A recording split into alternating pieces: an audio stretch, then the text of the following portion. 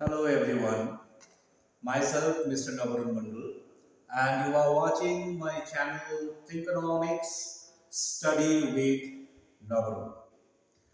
So today, my dear boys and girls, I will be discussing the topic determinations of equilibrium, national output and employment by aggregate demand and aggregate supply. So as I said to you the topic, the determinations of national output and employment by aggregate demand and aggregate supply. So we have to start first with the components of aggregate demand. We have to know what are the components of aggregate demand. The first component of aggregate demand is private consumption expenditure, which is represented by C. My dear boys and girls, all of us know that private consumption expenditure, it depends on our disposable income. What is disposable income?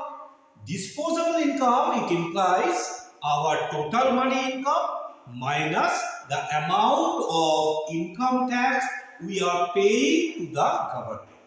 For example, if my income is rupees 10,000 and I am paying rupees 2,000 as tax, then my disposable income will be rupees 10,000 minus rupees 2,000. That is rupees 8,000.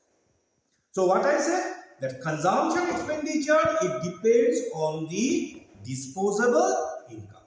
As the disposable income increases, my consumption expenditure will also increase. So there is a direct relationship. But my dear boys and girls, we also have to know that even if the income of a consumer is zero, he needs some amount of consumption expenditure for his subsistence living. Otherwise, he will die of hunger. So, he needs some amount of money if his income is zero. Maybe he can take it from a loan, or maybe he can beg, or whatever it is. He needs some amount of money for his consumption expenditure, even if the income is zero. So the consumption expenditure, as you can see, it consists of two parts. C is equal to A plus of BY. So C is consumption expenditure, as I said it to you. A is what? The autonomous consumption expenditure. As I said it to you, it does not depend on the income. This amount of consumption expenditure is required for his subsistence living. You have to remember this one. This part does not depend on our income. Next comes B. What is B? B is marginal propensity to consume. What is that? Marginal propensity to consume, it implies by how much our consumption expenditure will increase if our income increases. Suppose, for example, my income has increased by rupees 100. Will I consume the full amount of rupees 100? Generally, no. I may spend rupees 70. So, what is my marginal propensity to consume? Marginal propensity to consume is rupees 70 divided by rupees 100. That is change in consumption expenditure divided by the change in income. So, the value of marginal propensity to consume, that is B, is generally between 0 and 1.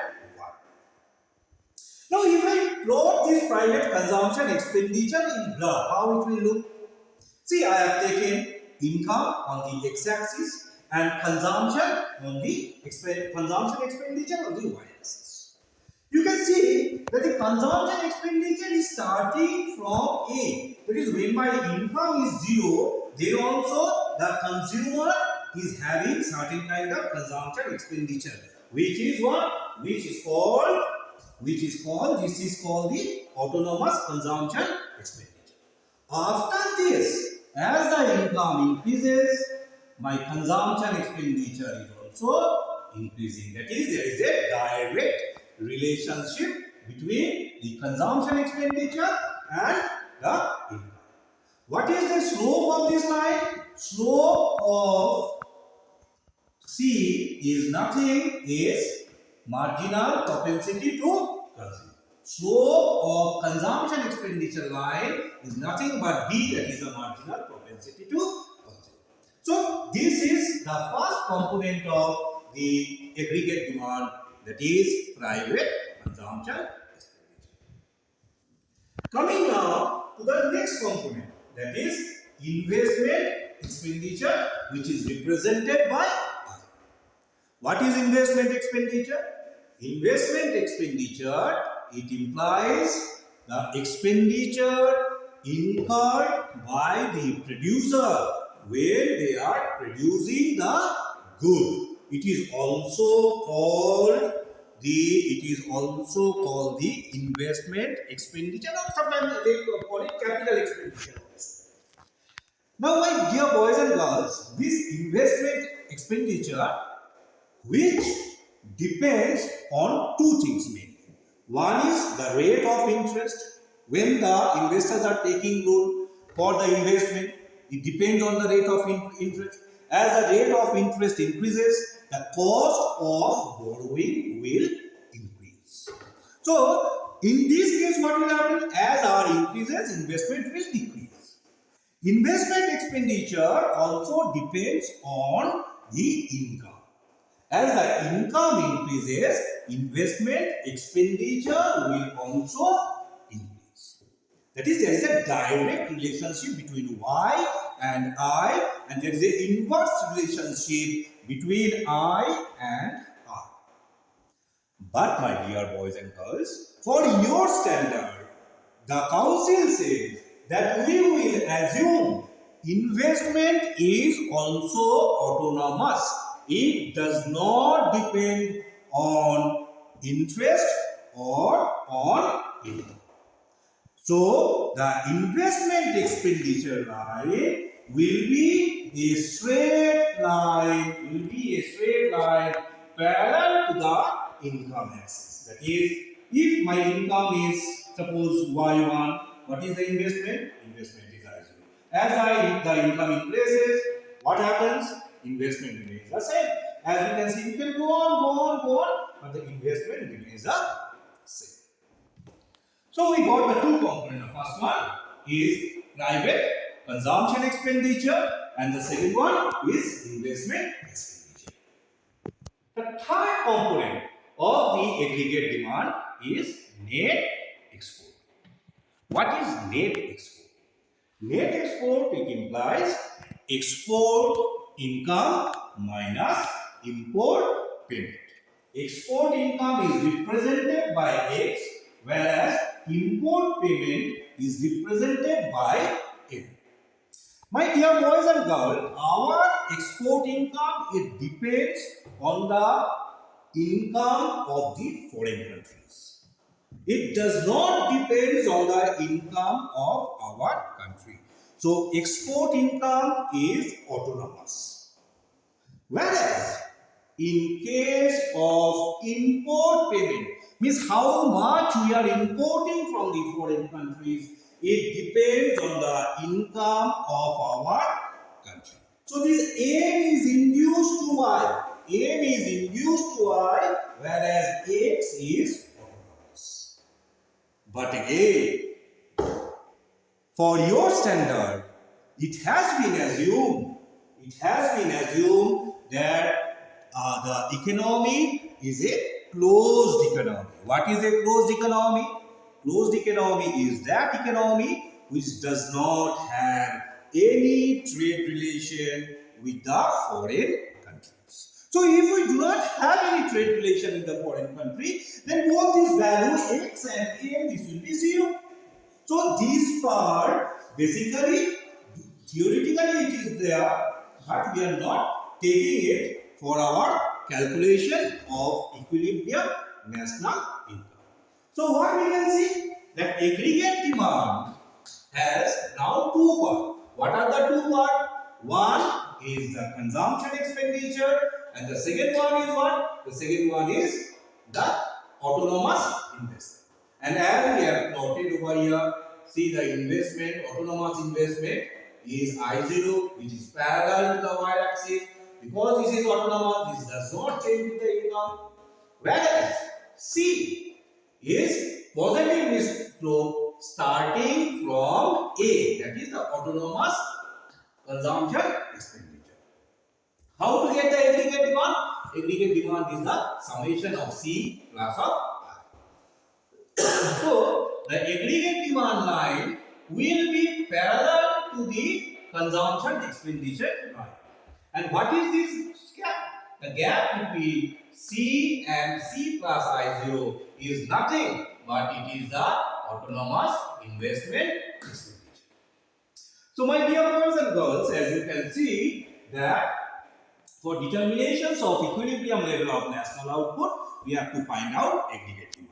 And to find out aggregate demand, we have to know what are the components of aggregate demand and these components of aggregate demand, how they depend on certain variables like income, interest, all these things.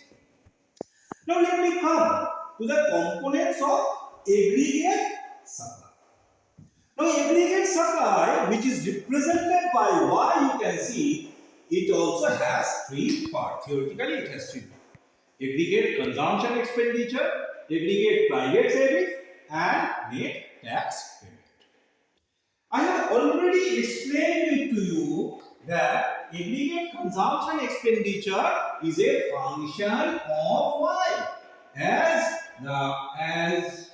income increases, consumption expenditure will also increase. But there will be some subsistent amount of consumption expenditure. That is, even if the income is zero, then also there will be some consumption expenditure. Now coming to the second component, that is aggregate private savings. What is saving? Saving is nothing but the total income minus the consumption expenditure. Now my boys and girls, this C, as I said it to you, is a function of Y. So what will be saving? Saving is Y minus a function of Y. So saving from this equation, I can see that saving itself is a function of Y. That is, as Y increases, saving will also increase. But we have to remember one thing, that as consumption expenditure is starting from the positive y-axis, that is A, what will happen to the savings? Saving will start from the negative point on the y-axis. That is, if this is plus A, then the saving will be what? It will be minus A. This is because of the subsistence consumption expenditure.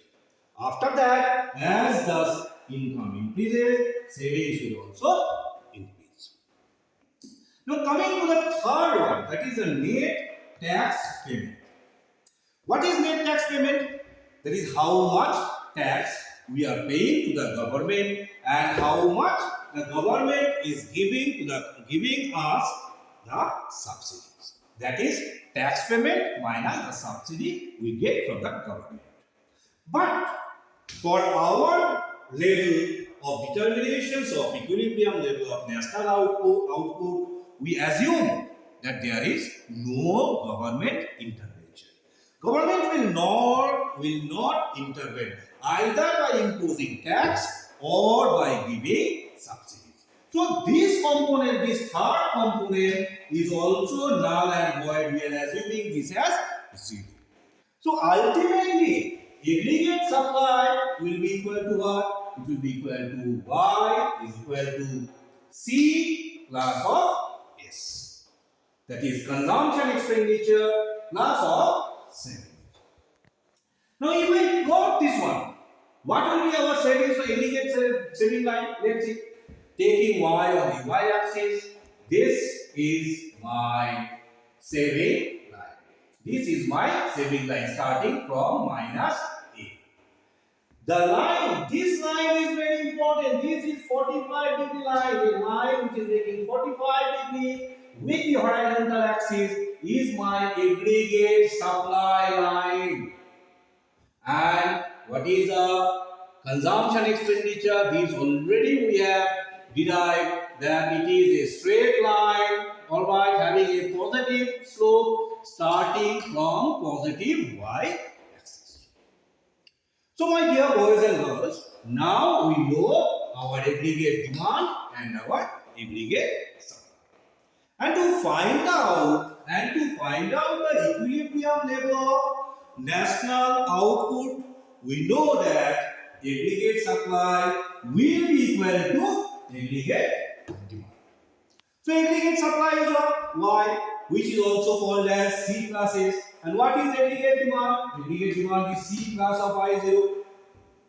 So ultimately what we got is that Y is equal to C plus of I0. Now what is C? C is nothing but A plus of BY. A is autonomous, B is marginal propensity to consume, I0 is autonomous investment expenditure. Now if I take B on the left hand side, what will you get? Y minus of BY. On the right hand side, what it is left? A plus of I0. Taking y common from this, what is left now? If I take y common, 1 minus of b is equal to a plus of I0. Now this 1 minus b, if I take it on the other side, multiplication will be division. So y is equal to a plus of I0 divided by 1 minus of b. As you can observe that the numerator a and I0 both are autonomous. Alright, autonomous expenditure. Whereas in the denominator there is marginal propensity to consume. So basically what we can say that equilibrium level of national output, it depends on the marginal propensity to consume.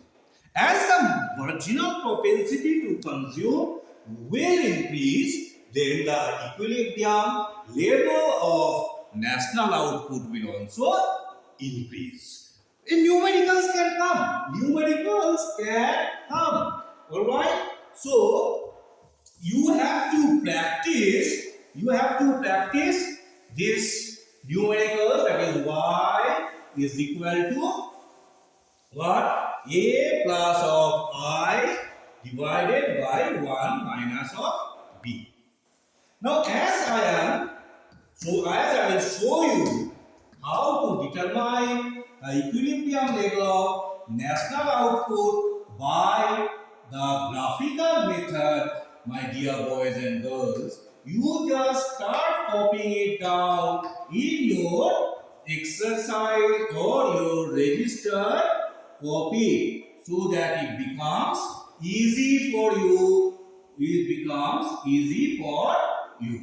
Alright? Okay. So this alright.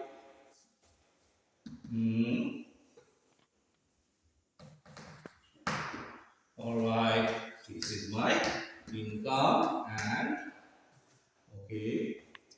So now you can come over here. Now boys and girls, you just see I have plotted the aggregate demand and aggregate supply in the same diagram. From the diagram what we can see, in the y-axis we have measured the consumption expenditure,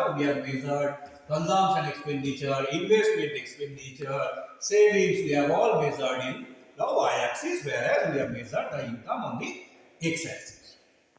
And as I have explained it to you, this is my autonomous investment expenditure. Consumption expenditure is starting from the positive y-axis, that is from A, and then the aggregate demand curve, which is obtained by the summation of C and I0, will be a line which is parallel to consumption expenditure.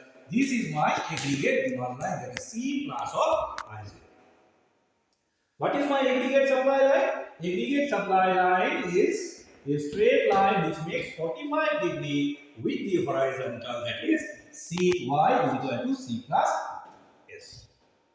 Now as I have shown you in the numerical form that aggregate supply must be equal to aggregate demand to determine the equilibrium level of output, here also is a graph.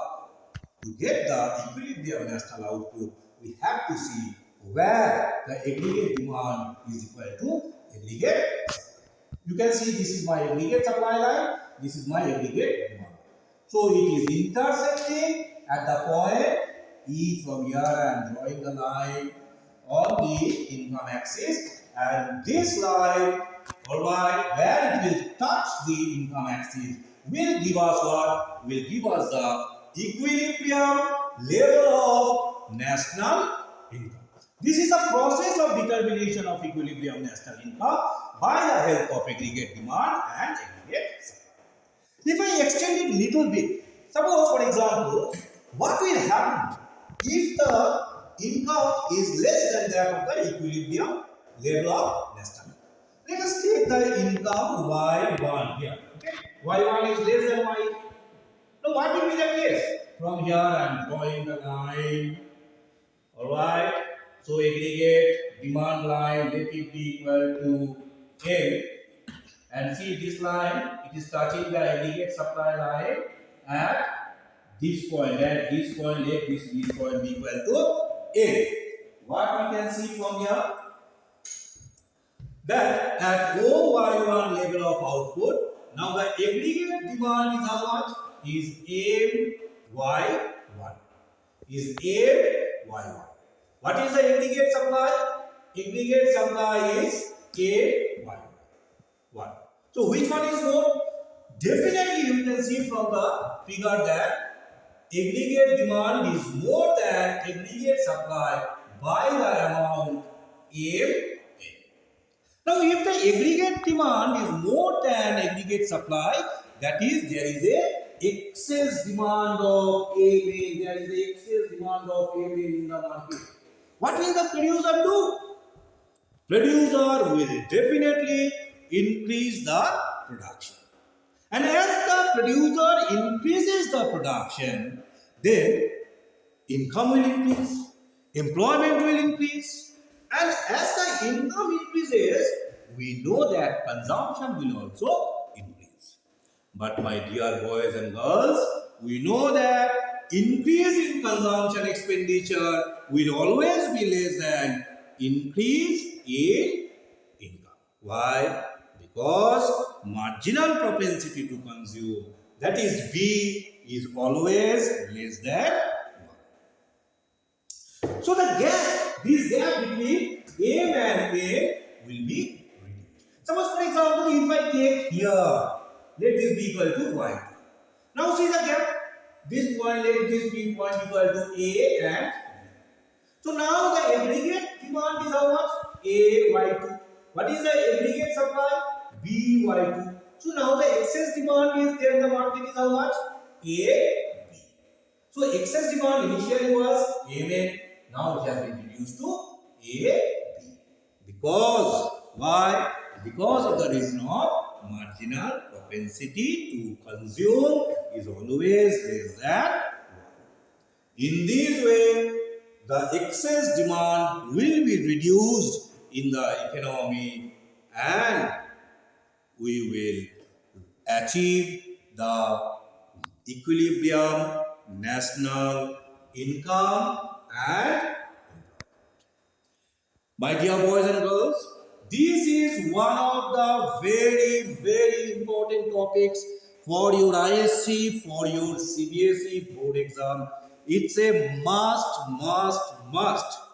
So please follow the working which I have done and start practicing by yourself. Because now the board exam is not too far, so you must watch and at the same time you should also write. You should practice the diagram and you should also write it. Then only you will get the full marks. This question will definitely come. So if you have any query, you can always text me or you can put your valuable comments in the comment box. Thank you very much for watching Thinkonomics. Namaskar and Jai Hind. from Mr. Navran Munro.